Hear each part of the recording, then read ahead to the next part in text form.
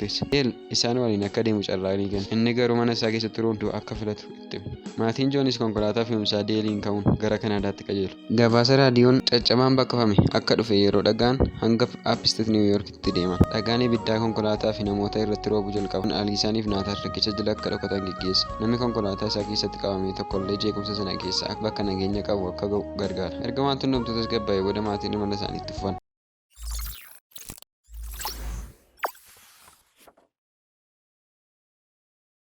Ashama akkam jirtu hordoftoonni chaanaalii Quunnamtii keessan. Har'a immoo viidiyoo biraadhaan walitti deebineerra. Viidiyoon keenya irraas fiilmii Greenland jedhamudha.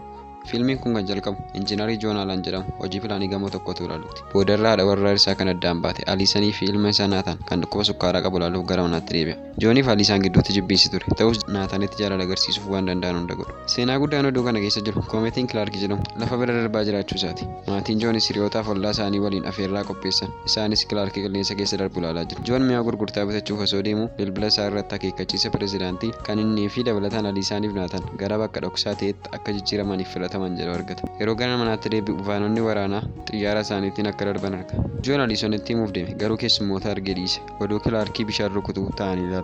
Akka tasaa raafama xiqqootu jira. Yohaannis yeroo ala bu'u dambalii guddaan rukutama. Oduu Kilaarkiin kun kutaa biyya Filooriidaa rukutee jedhu dhaga'uuf gara manaatti deebi'ee fiiga. Viidiyoon dhiibbaa hamaa fi dambalii rifachiisaa itti aanu agarsiisa. Sana booda akeekkachiisa pirezidaantichaa TV irratti mul'ate ergaa kana nama hundaaf irra deebi'ee kan ibsu yoo ta'u, maatiin Joonis bararii gara buufata xiyyaaraatti godhamuuf buufata humna qilleensaa roobiinsa akka deemu qaban qajeelfama kenna. Joon Aliisaniif Naataan meeshaa isaanii akka fudhatanii fi boorsaa tokko keessa akka kaa'an godha. Ollaan isaanii Ed Kilaarkiin sun Filooriidaa akka rukute Jooniin akeekkachiisa.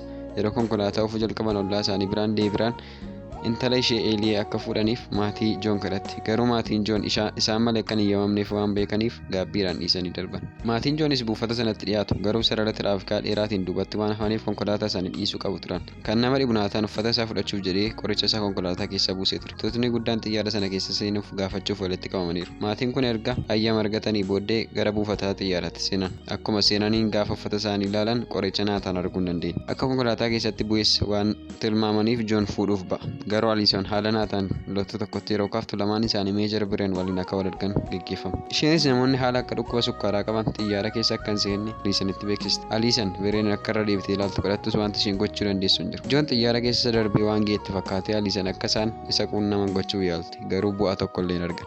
Joon yeroo deebi'u Aliisaaniif Naataan xiyyaara biraa keessa akka jiran tilmaamee booda xiyyaara keessa seenuu yaala. Imaltuu kan biraan Joon qoricha sana qabachuu isaa kan hubate si'a ta'u inni immoo waa'ee namoota haalawwan akka kanaa qabaniif akka hin eeyyamamne seera sana Joonitti hima. Akkuma namoonni hedduun karra cabsanii xiyyaarota weeraruuf yaalan Joon xiyyaara irraa akka buufu gaafatee jira. Gariin isaanii qabeef dhukaasa hojjettoota buufata sanaa irratti waan dhukaasaniif namni tokko paampii boba'aa akka lafa buusu taasisa. Yohaannis akkuma boba'aan sun qabsiifameen nama hunda walitti qabee akka deeman godha. Namoonni hundi akkuma xiyyaarri sun dhumeen gara karra sanaatti fiiguu jalqabu. Xiyyaaronni lamas dabalataan dho'an. Namoonni hedduunis ni du'an. Joonis gara konkolaataa isaatti fiigichaan deebi'e. Aliisaniif Naataan konkolaataan isaanii akka caccabee argan.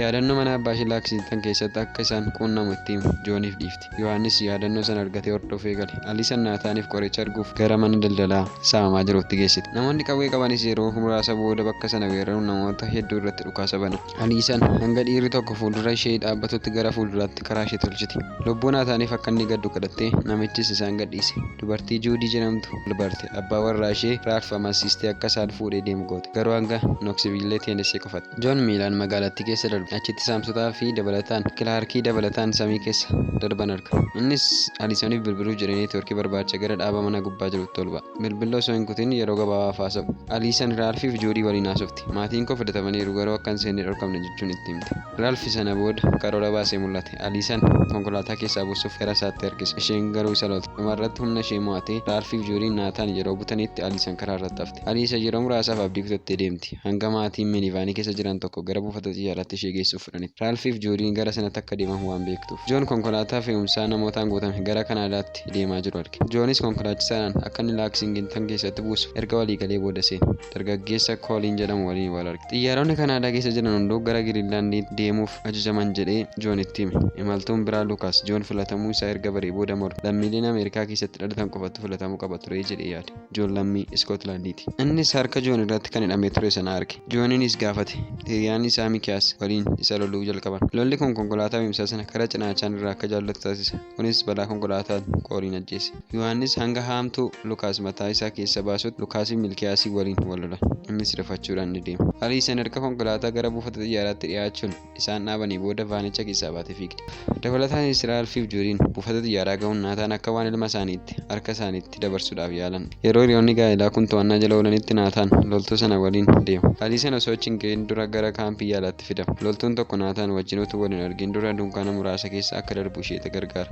Garuu dhumarratti Naataan inni argata. Borumtaa isaa ganama Yohaannis naannoo duwwaa keessa seenee nyaataa fi bishaan argachuuf mana tokko cabsise. TV banatee oduu dhiibbaa hamaa addunyaa irratti mul'atu akkasumas oduu hamaa kilaarkii guyyaatti aanutti Awurooppaa rukutu ilaala. Du'a lubbuu biqiltootaa fi bineensotaa 170 dabalataan du'a miliyoona 75 oliitti tilmaama. Konkolaataa ta'ee gara mana abbaa Aliisan deema. Yeroo muraasa booda Aliisan gara mana isaatti dawwaluun Naataaniif ishee akka dhaqanii fuudhan gaafata. Erga dhaqanii fuudhanii booddee deelaan malee rakkoon Jooniif Aliisaan gidduu akka jiru hubata. Sana booda maatiin kun oduu dabalataa ilaaluun guyyaa tokko keessatti du'uun isaanii akka oolu tilmaaman.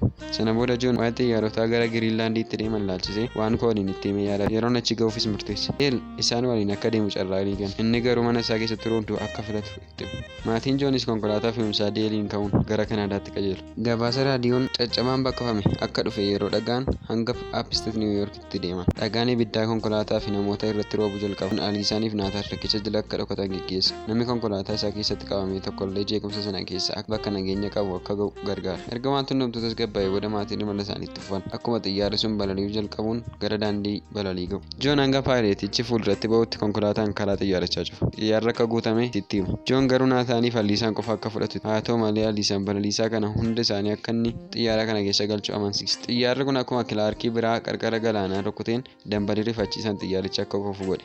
Paayileetonni lamaan du'aniiru. Garuu inni guddaan xiyyaara biraa naannoo sanatti bu'aa akka jiru Joonitti harkaan agarsiise. Jechuunis baankeriin dhiyoodha jechuudha. Joon maatii isaa fi imaltoota biroo gara buufata xiyyaaraa kan geessu yoo ta'u hundi isaanii lafa jalatti geggeeffamu. Sababiin isaas kilaarkiin dhumaa yeroo dhiyootti lafa rukutuuf waan jiruuf. Gariin akkuma dhiibbaan sun itti dhagahamuun wal hammata. Ji'a 9 booda buufataaleen addunyaa biroo Siidinii, Niw Deelii fi Paaris, Giriinlaandii waliin qunnamtii uumuu jalqabu. Haalli qilleensaa raadiyeeshinii irraa qulqullaa'uu eegaleera. Kunis namoonni lubbuun hafan gara addunyaa irraa hafeetti akka ba'an taasiseera. Maatiin Joon biroonni badaniif darban arguun yeroo gammadan isaanitti makamu. Viidiyoon keenya irraa kana fakkaatu ture. Yoo isinitti tole laayik gochuun dagatinaa. Koomentii jalatti yaada keessan nu barreessaa. Fiilmii akkamii yookiis qophii akkamii akka isiniif dabaluu barbaaddu koomentii jalatti nu barreessaa. Amma viidiyoo itti aanu wal agarruutti nagaatti.